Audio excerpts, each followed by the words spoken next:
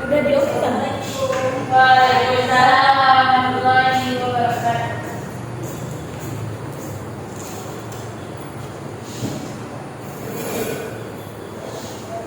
Kedua, siapkan kelas yang terlebih dahulu. Sayyidina Abdina. Assalamualaikum warahmatullahi wabarakatuh. Waalaikumsalam warahmatullahi wabarakatuh. Dipimpin doanya dulu. Doa. Bismillahirrahmanirrahim. Rabbi zidna ilman warzuqna fahman. Amin. Apa yang ada yang hadir pada hari ini? Ada Bu Siapa itu? Nadia Tuliza sama Febri. Kenapa tidak hadir? Katanya sakit. Nah, kita doakan semoga lekas baik ya. Amin. Nah, sekarang materi kita pada hari ini yaitu menjelaskan mengenai kurban. Tentunya anak-anak sekalian sudah tahu ya kurban itu bagaimana, karena kita di setiap 1 tahun sekali mengadakan ibadah penyembelihan kurban, yaitu tepatnya setelah selesai sholat Idul Adha. Nah, kemudian kurban itu ialah hewan yang disembelih untuk mendekatkan diri kepada Allah dengan niat beribadah dengan syarat dan waktu yang telah ditentukan. Nah, kemudian hukum dari kurban itu sendiri menurut sebagian ulama ialah wajib. Namun menurut jumhur ulama kurban itu ialah sunnah muakkad. Nah, dikatakan wajib di sini itu karena apa? Karena adanya unsur nazar. Jadi contoh ibu wisuda pada ibu bernazar, jika ibu bisa wisuda pada bulan 6 ini, maka ibu akan berkurban pada tahun ini. Nah, kemudian ibu wisuda pada bulan 6 ini, maka ibu wajib untuk melaksanakan ibadah kurban pada tahun ini. Nah, ibadah itu juga nggak boleh ditunda tahun depan ataupun tidak dilakukan sama sekali, karena kita sudah bernazar akan melakukan kurban. Nah, kemudian tentunya anak-anak sekalian sudah pada tahu ya sekilas tentang latar belakang dari kisah penyembelihan kurban ini, yaitu yang mana latar belakangnya itu sudah didokumentasikan di dalam surah As-Saffat ayat 102, yang mana Nabi Ibrahim itu dia bermimpi Allah Subhanahu wa Ta'ala itu memerintahkannya untuk menyembelih putranya, yaitu Ismail. Kemudian setelah bangun, dia mencari Ismail, kemudian menceritakan kembali mimpi tersebut. Lalu Ismail meminta kepada ayahnya untuk melakukan penyembelihan itu, karena dia yakin bahwasanya itu perintah dari Allah Subhanahu wa Ta'ala. Kemudian keesokan paginya, dengan hati yang tabah dan ikhlas, Ismail rela untuk disembelih oleh ayahnya. Begitu juga dengan Ibrahim. Ibrahim walaupun dia tidak tega untuk menyembelih putranya, namun dia tetap melaksanakan itu perintah dari Allah Subhanahu wa Ta'ala. Nah, dapat kita ambil hikmahnya ya, bahwasanya jika kita berserah diri kepada Allah, bertawakal, kita akan mendapatkan balasan yang setimpal dari apa yang telah kita perbuat. Begitu ya. Kemudian untuk hewan yang dikurbankan itu dia berasal dari hewan ternak. Seperti apa, ada yang tahu? Sapi.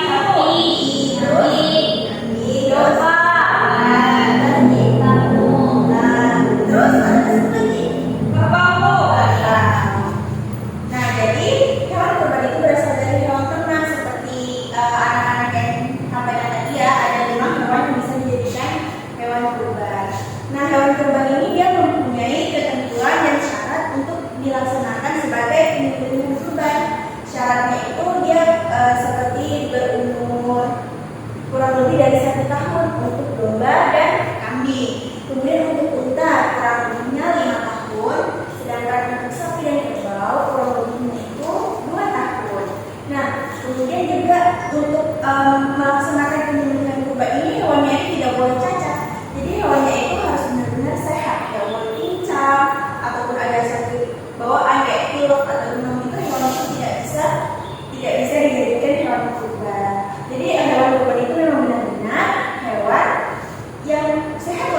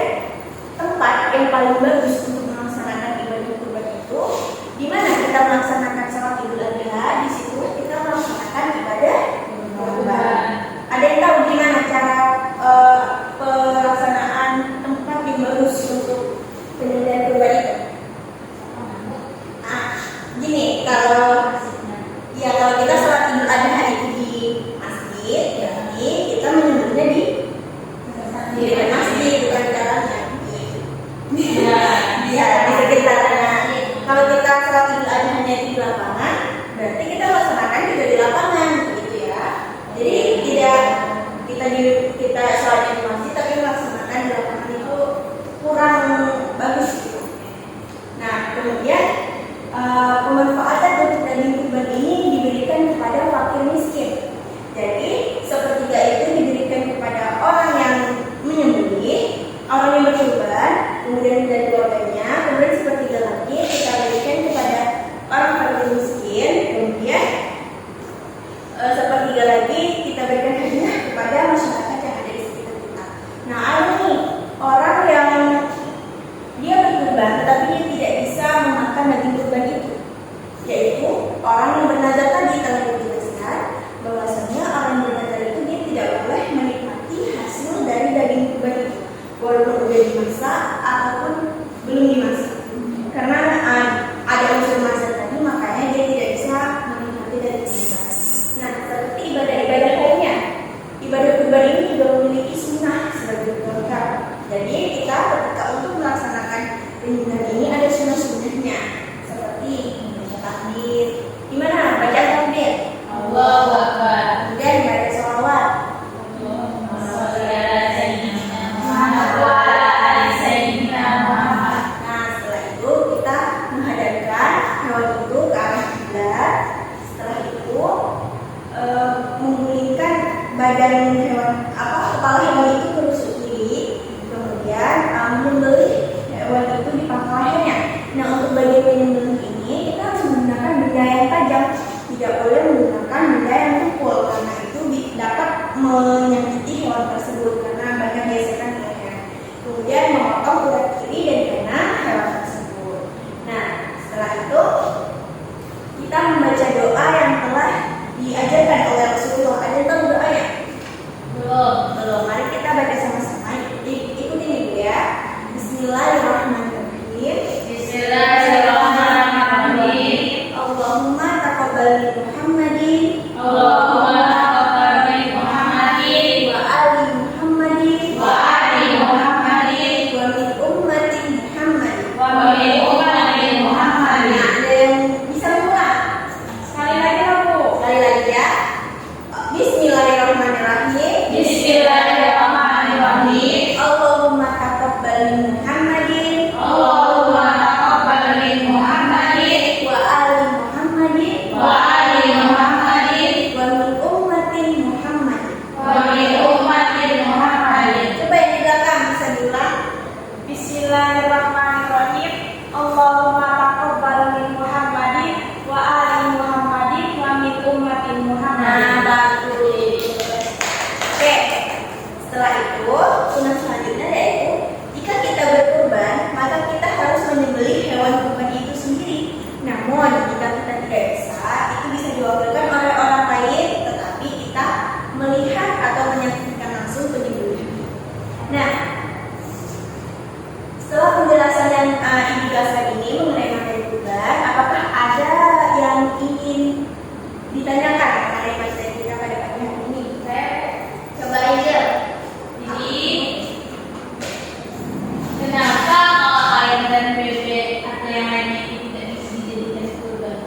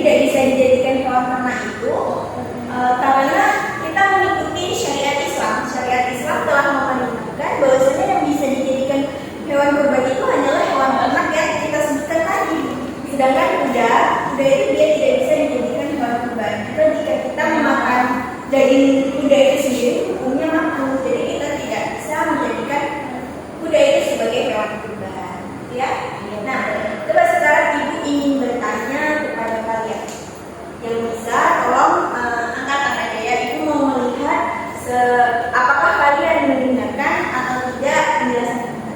Nah, jadi apa sih syarat dan ketentuan hewan yang akan dikurbankan itu? Nah, coba Nafisa. Jadi syarat untuk hewan kurban itu yaitu untuk domba sekurang-kurangnya 1 tahun atau sudah Tanggal gigi. ya, kemudian kalau kambing sekurang-kurangnya itu 1 tahun.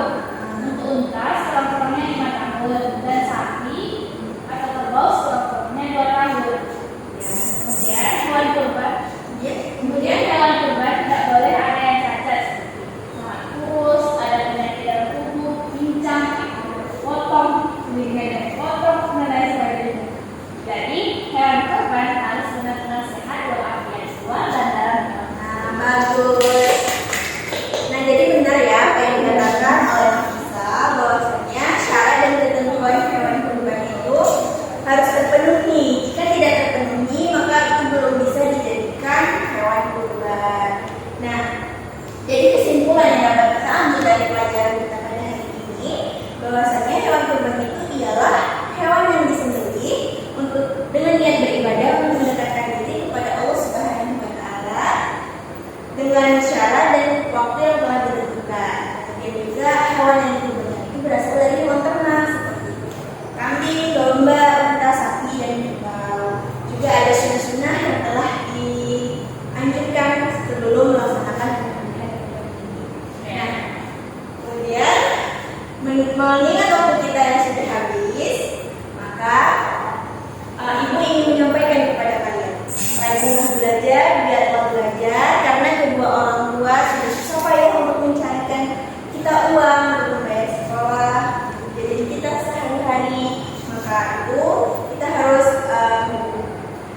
mematuhi perintah dari orang tua ataupun guru kita. Ibu doakan semoga kalian